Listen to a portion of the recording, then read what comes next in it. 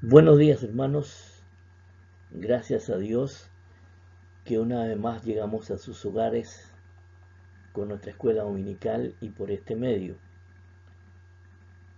Esta es la escuela bíblica dominical de la Primera Iglesia Bautista de Orlando, hoy domingo 7 de febrero de 2021. Ya llevamos una semana de este mes de febrero, es decir, el año va pasando rápido, hermanos. Esa es la sensación, ¿verdad?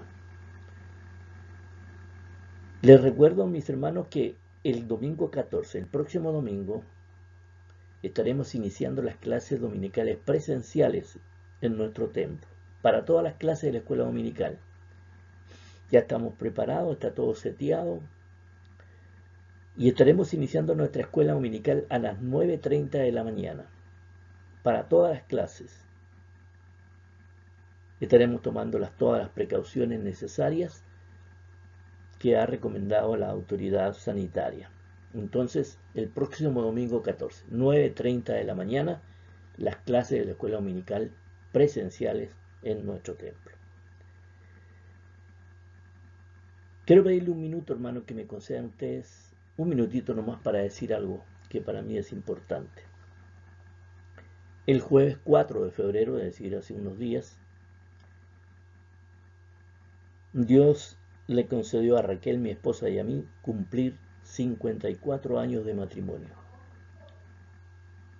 Ha sido un privilegio para nosotros que todos estos años hemos vivido bajo la misericordia de Dios, bajo su bondad, bajo su amor. Y hemos gozado de todos sus beneficios, de los cuales no nos olvidamos de ninguno de ellos. Gracias a Dios por ello. Y gracias a ustedes por darme este minuto. Bien, hermanos, nosotros estamos en el tema de disciplinas espirituales. Llegando a ser más como Cristo es el tema que nos ocupa en esta mañana, y el título de la sesión 3, que es para este domingo, es Teniendo intimidad con Jesús. El texto bíblico lo tenemos en Juan capítulo 17. Prácticamente todo el capítulo, aunque aquí dice de 1 al 5, de 21 a 26, pero prácticamente todo el capítulo 17, que es bueno leerlo. ¿Qué es intimidad? Vamos a definir qué es intimidad. Ahí tenemos una figura de estos dos muchachos, ¿verdad? Mirándose con intimidad. ¿Qué es intimidad? Y vamos a decir primero lo siguiente. Intimidad vamos a determinar el origen etimológico del término intimidad que nos ocupa. Es lo primero que vamos a hacer, pues de esta manera podremos entender mejor su significado. En concreto, hay que subrayar que procede del latín y más exactamente del adverbio intus, que es equivalente a dentro. La intimidad es la zona abstracta que una persona reserva para un grupo acotado de gente, generalmente su familia y sus amigos.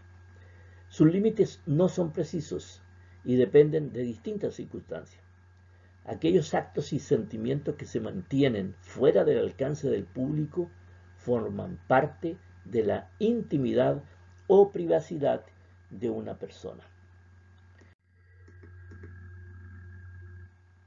Ahora, en la parte cristiana, en la parte bíblica, la capacidad de escuchar lo que Dios dice. Esa es una P. Ver lo que Dios hace y moverse ahora en la esfera de lo milagroso. Esto se da cuando una persona desarrolla la misma intimidad y la misma dependencia del Padre que tenía Jesús. ¿Cómo hizo Jesús las cosas que realizó? La respuesta se encuentra en su relación con el Padre. ¿Cómo haremos mayores cosas que estas según la promesa de Jesús en Juan 14:12? Mediante el descubrimiento de esa misma relación de intimidad, sencillez y obediencia. No hay duda que Dios nos ama con una intimidad que sobrepasa todos nuestros sueños. quiere que tengamos una relación cercana y personal con Él, de intimidad, sencillez y obediencia.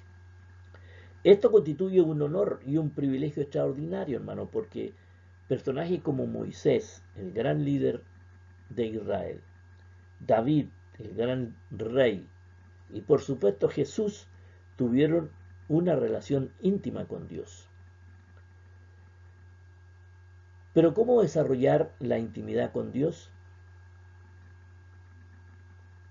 Leía que un hermano decía, hablemos desde lo profundo del corazón, y Él no se sorprenderá ni se mostrará impactado por lo que digamos. La apertura, el exponernos abiertamente, mostrando nuestras debilidades, y la honestidad son las cualidades que nos llevan hacia una relación íntima con Dios.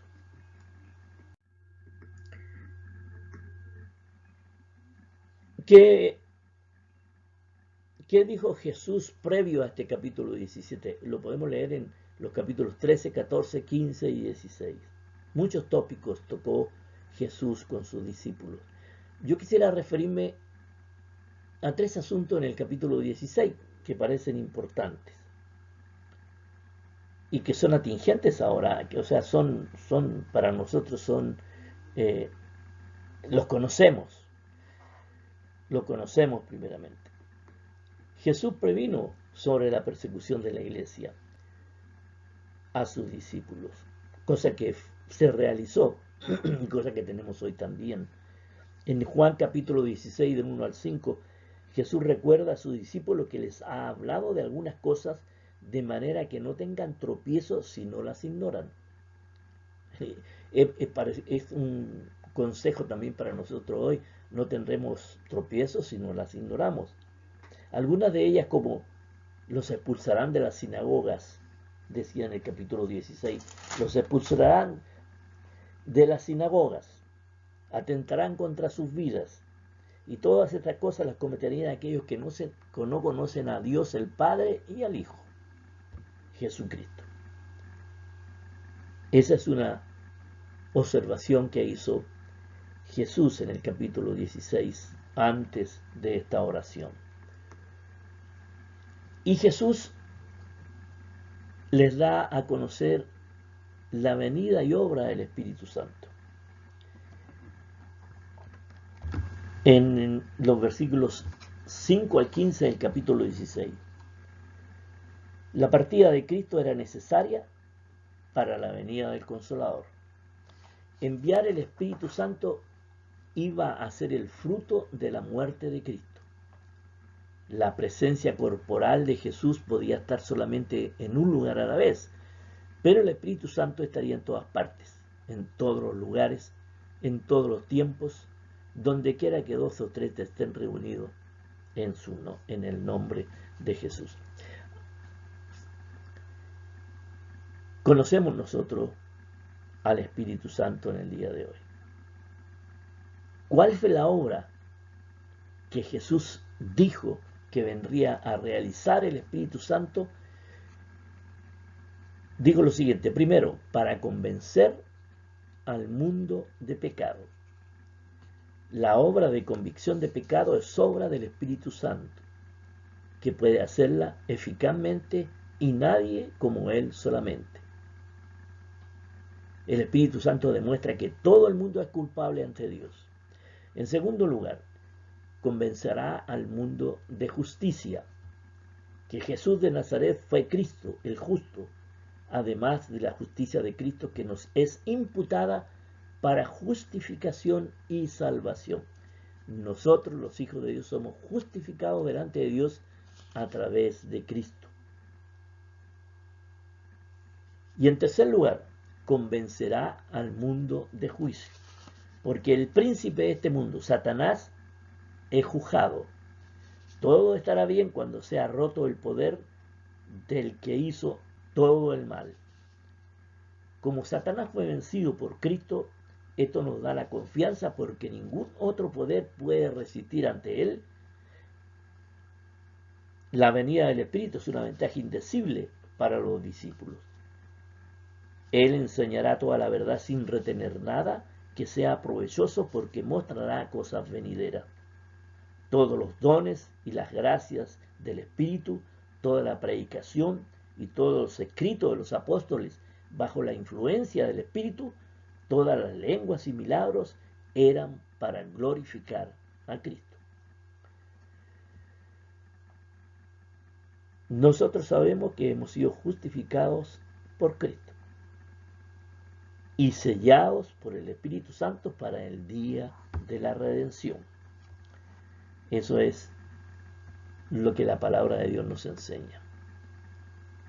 Finalmente Jesús les dijo: yo he vencido al mundo, en Juan 16:33, que es el último capítulo. Entonces, tres aspectos. Viene la persecución, les dijo. El Espíritu Santo viene para guiarlos, para enseñarles y para estar con ustedes. Y no tengan temor, yo he vencido al mundo, es el último versículo del capítulo 16. El Hijo de Dios puede conocer la paz en esta vida, porque la paz se halla únicamente en Cristo, no en otro lugar. Por esto el Señor advirtió: en el mundo tendréis aflicción.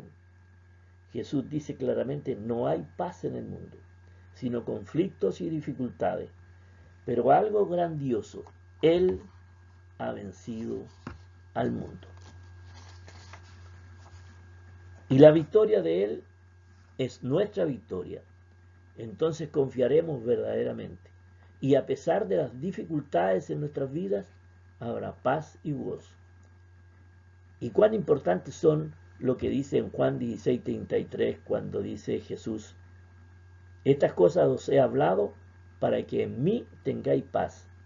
En el mundo tendréis aflicción, pero confiad, yo he vencido el mundo. Eso es un aspecto previo del capítulo 16, antes de entrar a la lección de hoy.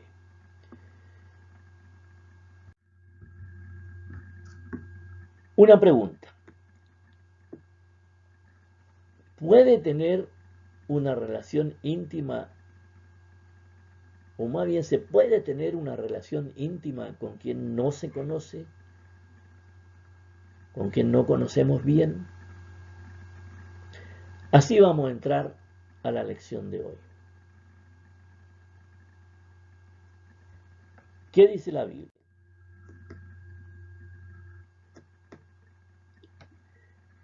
Estas cosas, en Juan 17:1-5, el versículo 1 dice: estas cosas habló Jesús, y levantando los ojos al cielo, dijo: Padre, la hora ha llegado.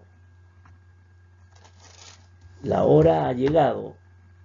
Glorifica a tu Hijo, para que también tu Hijo te glorifique a ti. El versículo 2 dice: como les has dado potestad sobre toda carne, para que dé vida eterna a todos los que le diste.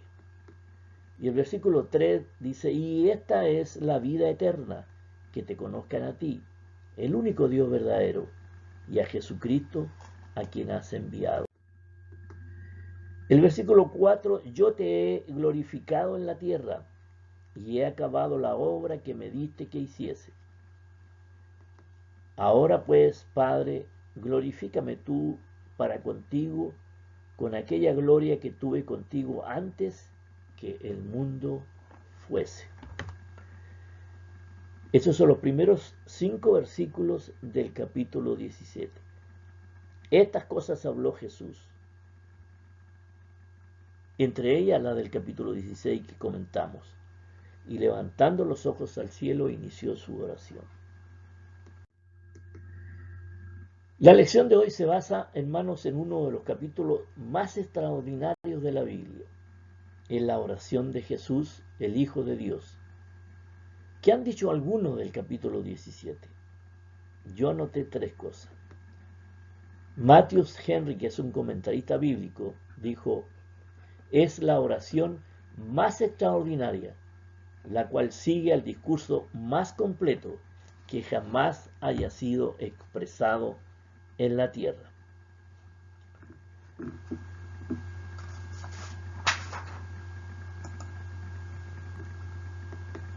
Martín Lutero dijo: en verdad, esta oración es sumamente conmovedora y entrañable. Nos abre la parte más íntima de su corazón. Y Felipe Melanchthon, un reformista, dijo: no hay ninguna voz que jamás haya sido oída en el cielo y en la tierra que sea más exaltada, más santa, más sublime, más fructífera que la oración ofrecida por el Hijo de Dios mismo. Estas son algunas de las observaciones hechas por estudiosos bíblicos sobre este capítulo 17.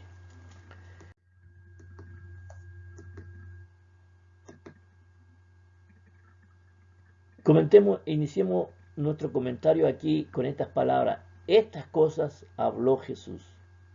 El capítulo 17 de Juan se inicia con estas palabras: estas cosas habló Jesús.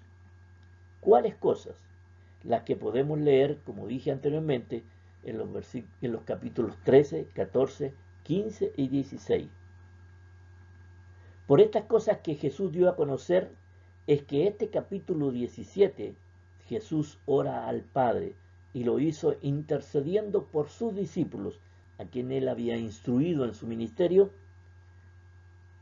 y por nosotros en el día de hoy. Y esta es la vida eterna, dice Jesús. La vida eterna es conocer al único Dios verdadero y a Jesucristo su Hijo.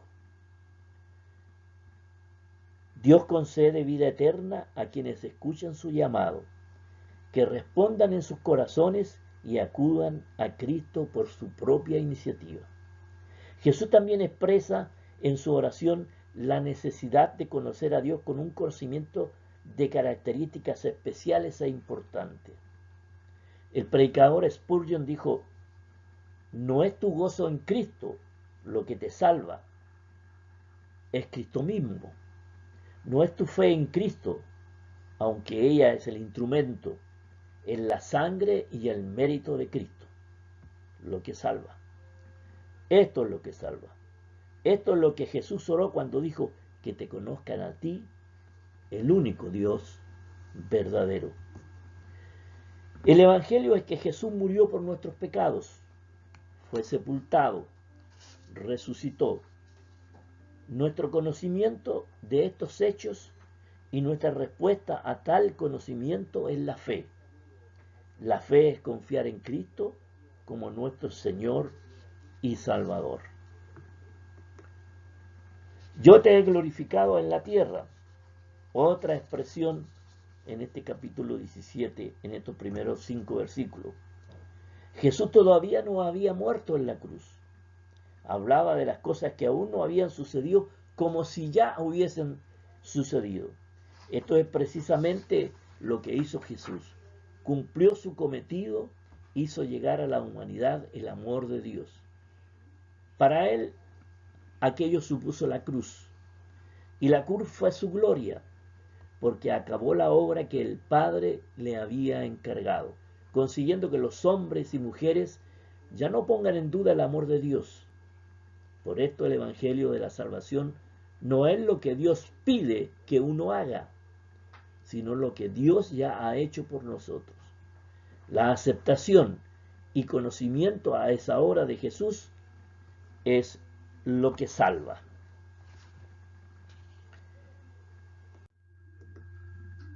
¿Qué nos enseña el pasaje de Juan 17:1-5, los primeros 5 versículos que leímos?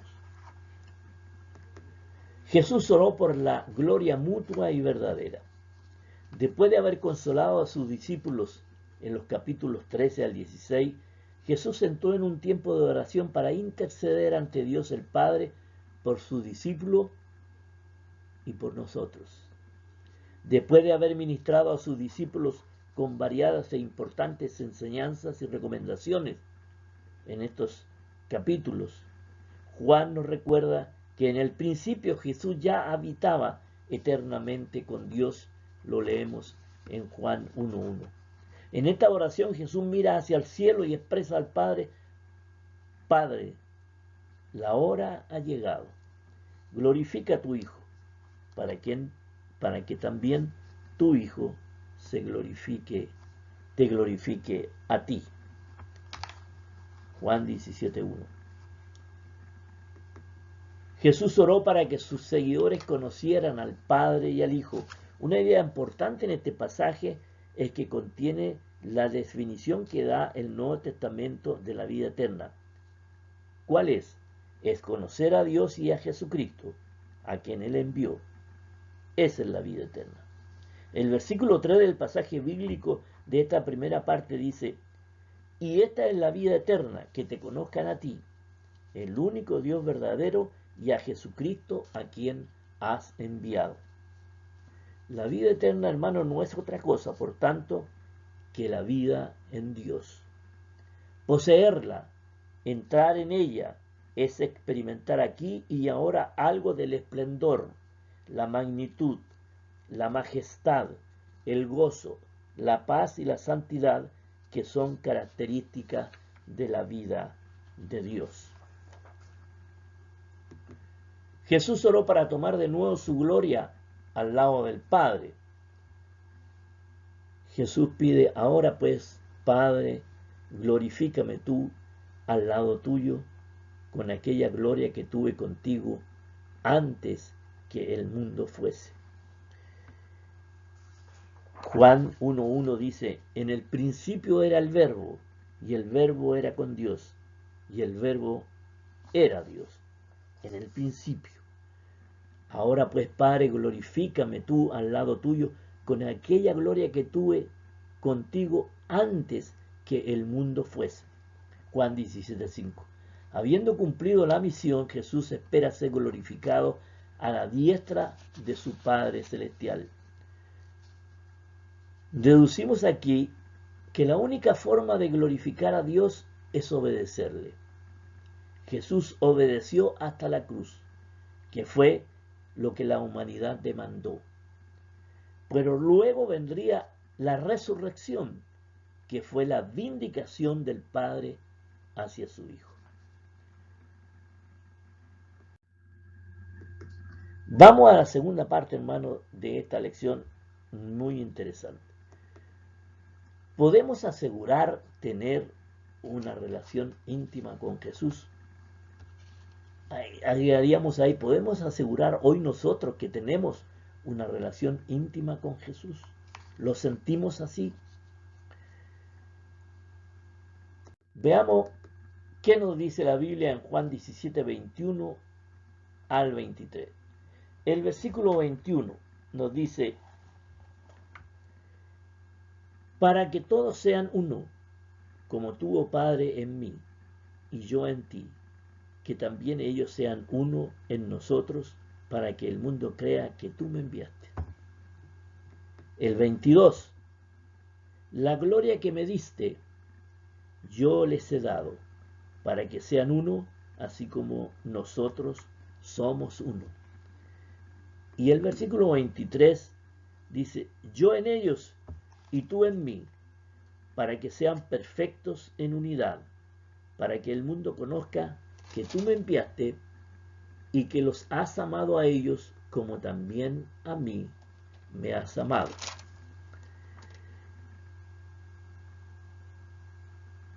Más el versículo 20 previo a este pasaje dice: mas no ruego solamente por estos, sus discípulos, a quienes él había instruido y quien había sido parte de su ministerio, sino también por los que han de creer en mí por la palabra de ellos. Ahí estamos nosotros, hermanos. Jesús en su oración se acordó de nosotros, por los que habían de creer en mí, por los que han de creer en mí por la palabra de ellos. Importante, ¿verdad? Hermoso es recordar que Jesús nos tuvo en su mente.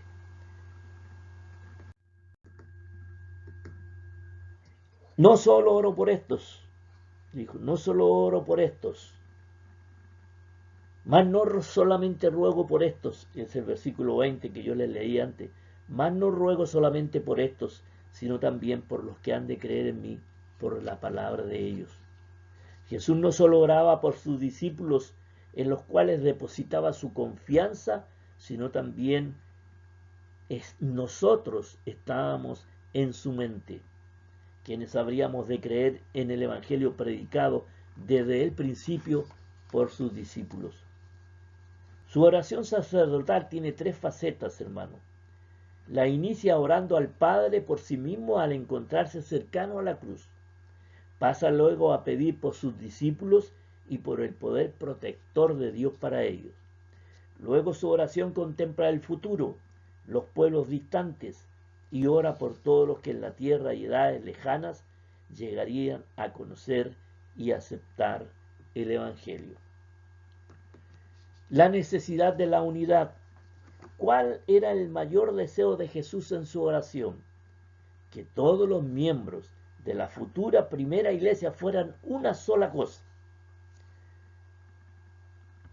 para que todos sean uno, como tú, oh Padre, en mí y yo en ti, que también ellos sean uno en nosotros, para que el mundo crea que tú me enviaste. ¿Qué tipo de unidad pedía Jesús? No era una unidad administrativa o una unidad de organización, no era una unidad eclesiástica, era una unidad de relación personal, una unidad de relación espiritual, una unidad de relación de corazón a corazón. No hay duda que el amor de Dios en el corazón de las personas demuele la barrera entre las personas e incluso entre las iglesias. Debemos concordar que es más fácil para los humanos estar divididos que estar unidos. De ahí la importancia de estos versículos de la oración de Jesús, haciendo notar la unidad entre el Padre y Él, y anotándola como un ejemplo para los que hoy somos sus hijos. ¿Qué nos enseña entonces estos versículos del 21 al 23 del capítulo 17? Dios Padre quiere que estemos unidos como miembros de su iglesia. Para Cristo es importante que haya una unidad esencial entre nosotros y que cuando cumplamos la tarea deseemos estar unidos, orando unos por otros, disfrutando de la amistad. Este sentir es un testimonio más fuerte que muchas palabras. Lo trágico es que la iglesia actual no ha presentado un frente unido al mundo. Ante la desunión de los cristianos, el mundo no puede ver el valor supremo de la fe cristiana. Es nuestra obligación personal, como creyente cristiano, demostrar unidad en el amor con los semejantes, que es la respuesta a la oración de Jesús. Con su gloria incrementa la unidad espiritual que Él desea ver entre nosotros. El versículo 22 dice: la gloria que me diste yo les he dado, para que sean uno, así como nosotros somos uno. Aquí voy a decir algo y voy a anotar algo del comentario sobre este pasaje de William Barclay. Dice: Jesús dijo que les había dado a sus discípulos la gloria que el Padre le había dado a Él. ¿Cómo entendemos esto? La gloria que el Padre le había dado a Él, era la cruz. La cruz era su gloria. Jesús nunca habló de ser crucificado, sino de ser glorificado. Por tanto, la gloria del creyente cristiano es la cruz que le corresponde llevar a cada uno. Es un honor sufrir por Cristo. En segundo lugar, la perfecta obediencia de Jesús a la voluntad de Dios era su gloria. Nosotros encontramos la nuestra no en hacer lo que nos gusta, sino en obedecer la voluntad de Dios. Cuanto mayor la obediencia, mayor la gloria de parte de Dios. En tercer lugar, es indudable que nadie podría vivir como Jesucristo si no tenemos una relación extraordinariamente íntima con Dios. Nuestra gloria consiste en que se vea en nuestra vida el reflejo de Dios.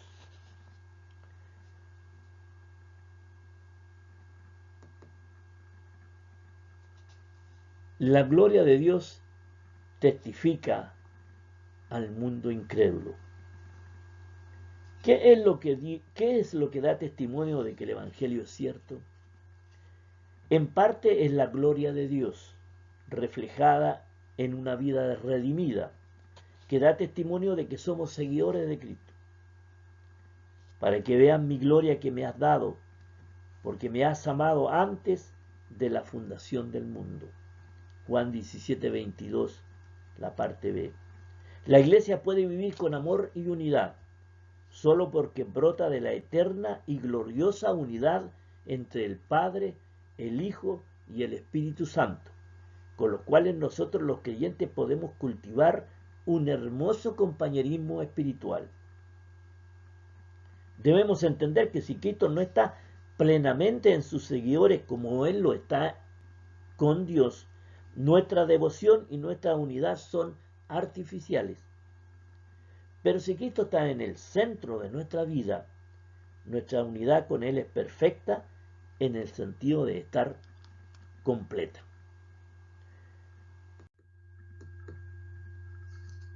Una pregunta más para irnos a la tercera parte.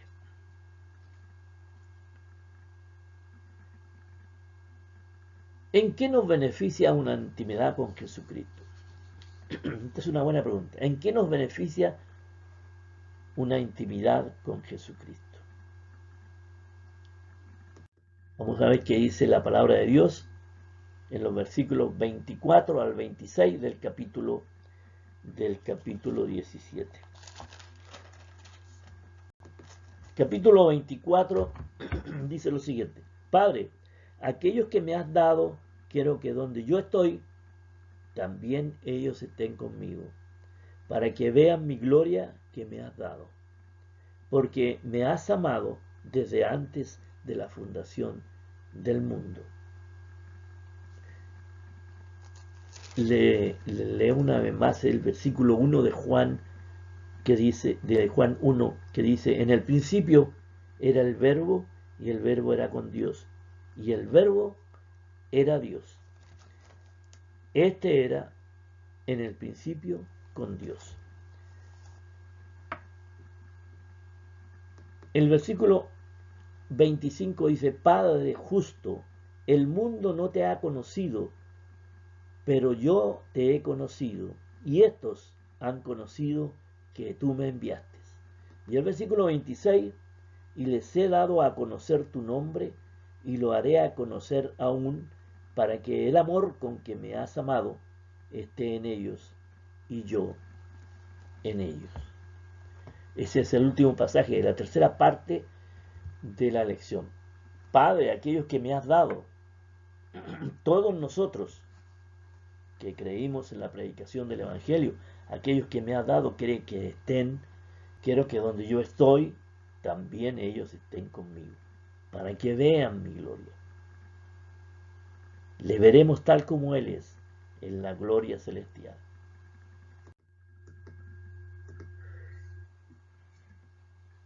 La gloria de Dios testifica al mundo incrédulo. ¿Qué es lo que da testimonio? Ya lo había expresado anteriormente. ¿Qué es lo que da testimonio de que el Evangelio es cierto? En parte es la gloria de Dios reflejada en una vida redimida, que da testimonio de que somos seguidores de Cristo. Y debemos entender, hermano, que si Cristo no está plenamente en sus seguidores, como Él lo está con Dios, nuestra devoción y nuestra unidad son artificiales. Pero si Cristo está en el centro de nuestra vida, nuestra unidad con Él es perfecta en el sentido de estar completa. ¿Qué significa compartir la gloria de Dios ahora? El deseo de Jesús era que sus discípulos vieran su gloria en los lugares celestiales. Sin duda, el creyente cristiano compartirá todas las experiencias de Cristo. Si comparte su cruz, también compartirá su gloria. Palabra fiel y digna es esta: si morimos con Él, con Cristo, también viviremos con Él. Si resistimos, también reinaremos con Él, dice Pablo en 2 de Timoteo 2, 11 y 12. Palabra fiel y digna es esta: si morimos con Él, también viviremos con Él. Si resistimos, también reinaremos con Él. La promesa de Cristo es que si compartimos su gloria y sus sufrimientos en la tierra, compartiremos su gloria y su triunfo cuando haya terminado nuestra vida presente. ¿Qué nos enseña ahora este último pasaje de los versículos 24 al 26 del capítulo 17? Jesús pide que sus seguidores moren con Él. Él sabía que en unos días regresaría a la gloria y estaba pensando en cómo compensar a sus discípulos. Jesús siempre confió en ellos, en su lealtad, en el esfuerzo de esta gente. Fueron parte de su ministerio, vivieron con Él. Lo que pide por ellos sobrepasa toda expectativa. Él pide: quiero que donde yo estoy también ellos estén conmigo. En Juan 17, 24. Con esto Jesús expresa más que amistad con cada uno de los que creen en Él y lo aceptan como su Señor y Salvador. Implica el deseo de extender una relación íntima con sus seguidores por la eternidad. Hermoso privilegio que tenemos los hijos de Dios.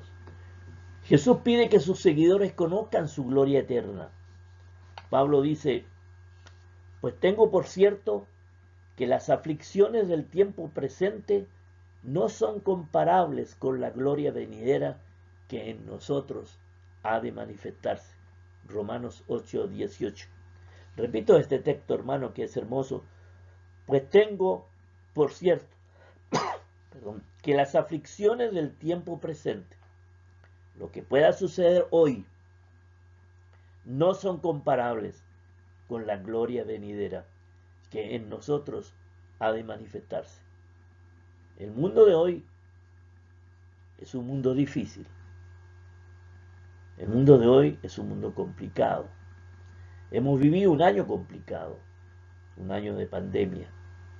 Y la pandemia no ha significado que los problemas y las dificultades que son normales en el ser humano se presenten. La enfermedad viene, está presente.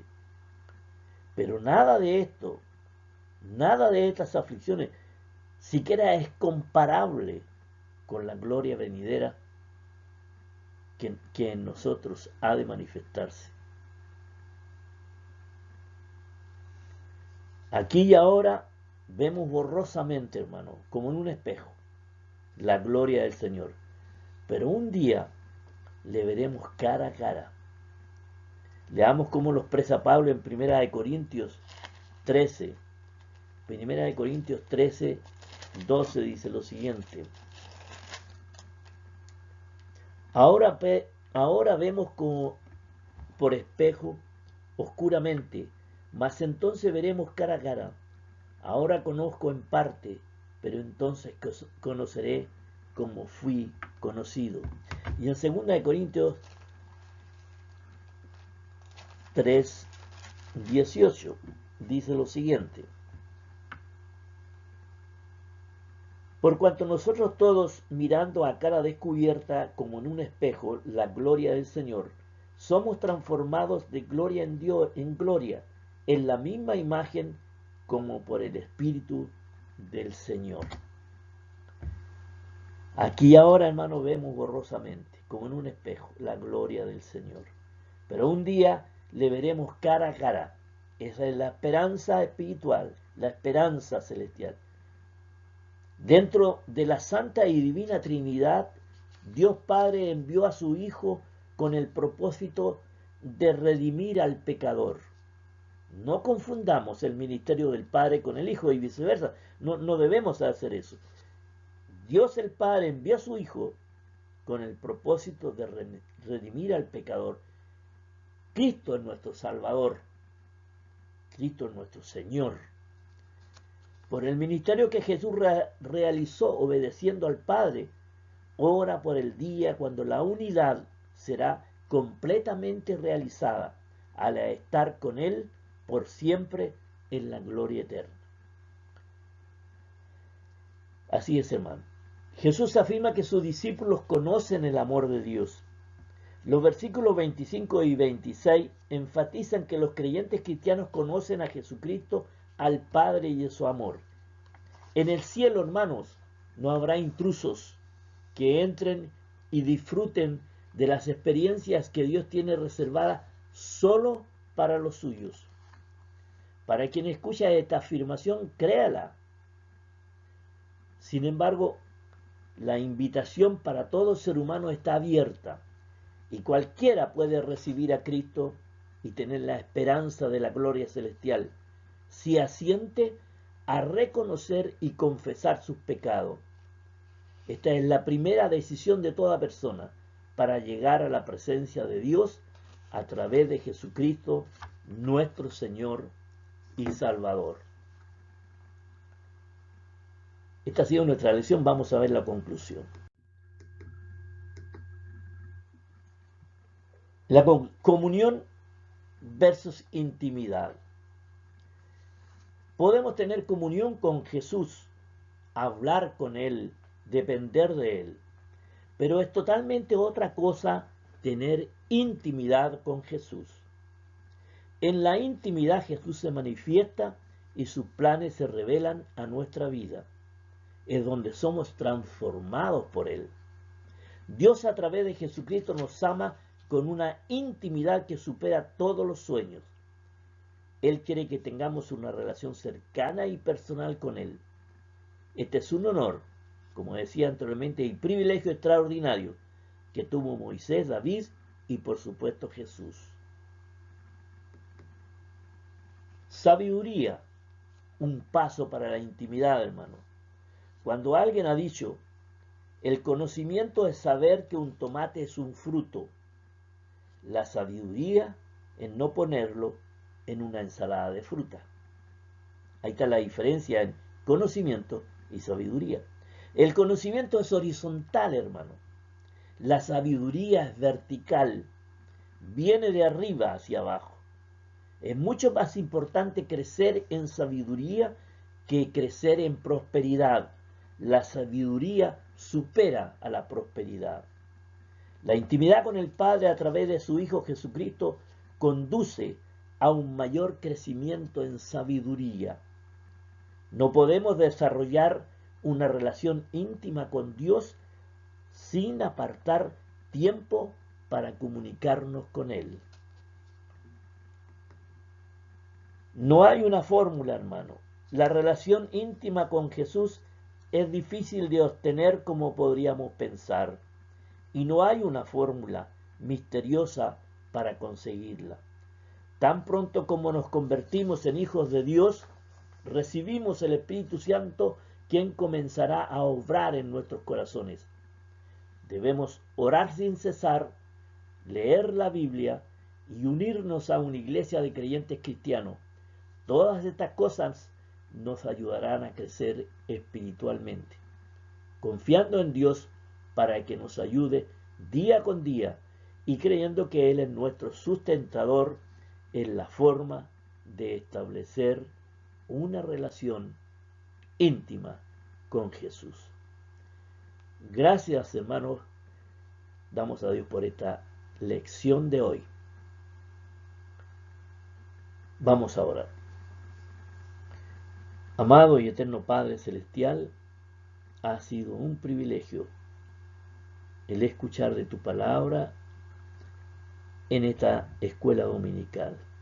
Te doy gracias por cada hogar que lo ha sintonizado, que haya sido una bendición para cada hogar, amado Dios. Tu palabra es clara. Cristo desea que nosotros estemos en el mismo lugar donde Él está, porque Él nos ama, como Dios lo amó a Él y como Él amó a su Padre. Haznos obedientes, fieles, buscando la sabiduría cada día para conocer más de Cristo y a través de Él conocer más de Dios.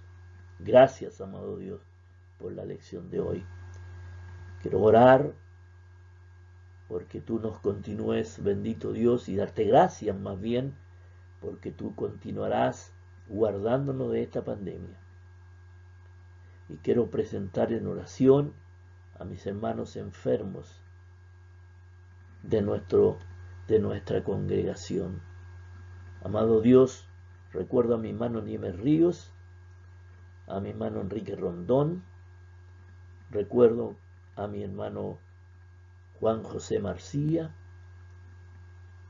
a mi hermana Olga, a mi hermano Claudio, a mi hermana Nieves Ortiz, Carmen Merced, hermano Antonio, a mi hermana Petra, amado Dios. Gracias porque tú les has guardado y protegido. Gracias, amado Dios, porque durante esta semana que se inicia tú estarás con nosotros. Cualquier cosa que se presente, sabemos que podemos, bendito Dios, enfrentarla con tu divina ayuda.